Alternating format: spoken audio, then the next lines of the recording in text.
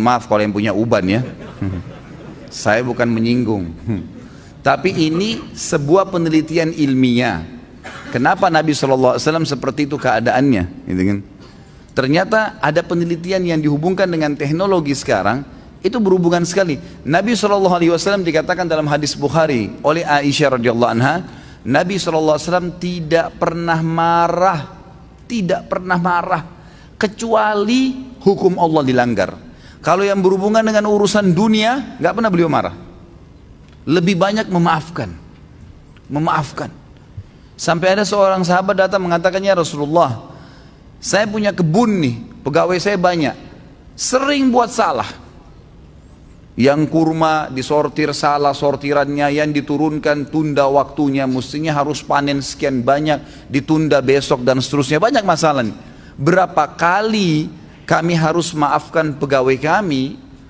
Apa jawaban Nabi SAW? Maafkan mereka walaupun sampai 70 kali. Bukan keluarkan, pecat. Nabi SAW lebih lari kepada masalah memaafkan. Ternyata orang kalau lebih mendahulukan untuk sudahlah, maafin, ya sudah, ikhlaskan. Semua berhubungan dengan masalah hatinya ini, itu berpengaruh kepada organ tubuh semuanya. Subhanallah. Ketegangannya gitu kan, stres, semuanya itu akan hilang karena dia pelongkan. Dan saya sudah bilang ikhwah dan akhwat rahimakumullah, dalam agama kita kalau ada seseorang berbuat jahat dengan kita, jangan balas kejahatan dengan kejahatan. Nggak boleh orang gunjing kita balas dengan gunjing. Dia dosa, kita dosa. Dia dihukum, kita dihukum.